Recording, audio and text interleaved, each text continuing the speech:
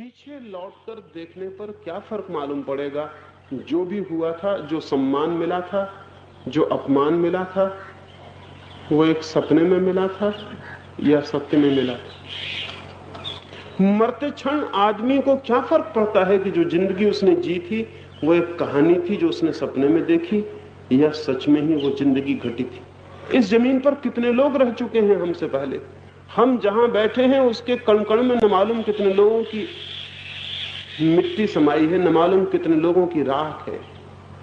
पूरी जमीन एक बड़ा शमशान है जिस पर न मालूम कितने अरबों अरबों लोग रहे हैं और मिट गए हैं। आज उनके होने और न होने से क्या फर्क पड़ता है? वे जब रहे होंगे तब उन्हें जिंदगी मालूम पड़ी होगी कि बहुत सच्ची है। न जिंदगी रही उनकी, न वे रहे। आज सब मिट्टी में खो गए हैं। आज हम जिंदा बैठे हैं, कल हम भी खो जाएंगे। आज से 1000 वर्ष बाद हमारी राख पर लोगों के पैर चलते होंगे।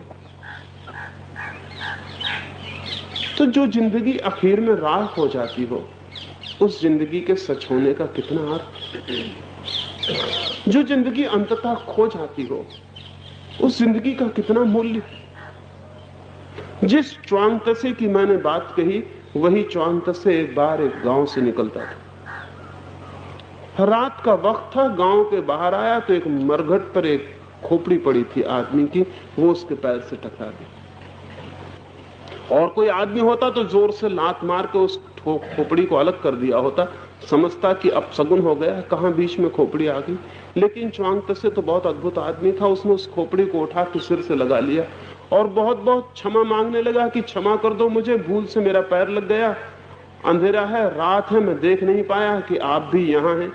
अब वो खोपड़ी थी आदमी के, मरे हुए आदमी के, न मालूम वो आदमी कब मर गया। च्वांगतसे के मित्र उससे कहने लगे, क्या पागलपन करते हो, किससे क्षमा मांग रहे हो? च्वांगतसे ने कहा, वो तो थोड़े समय के फर्क की बात है, अगर ये आदमी जिंदा होता तो आज मेरी मुसीबत हो जाती। लेकिन वे लोग कहने लगे, अब यह आदमी जिंदा नहीं है।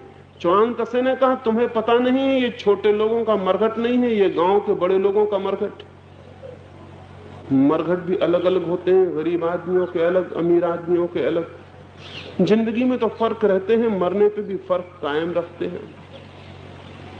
च्वांगतसे ने कहा, ये किसी बड़े आदमी की खोपड़ी है, किसी साधारण आदमी की खोपड़ी नहीं है। अगर ये आदमी आज होता तो मेरी मुसीबत हो जाती। लेकिन वे लोग कहने लगे, अब ये नहीं है तो मुसीबत का सवाल क्या है? च्वांगतसे ने कहा कि नहीं, क्षमा तो मुझे मांगनी ही चाहिए,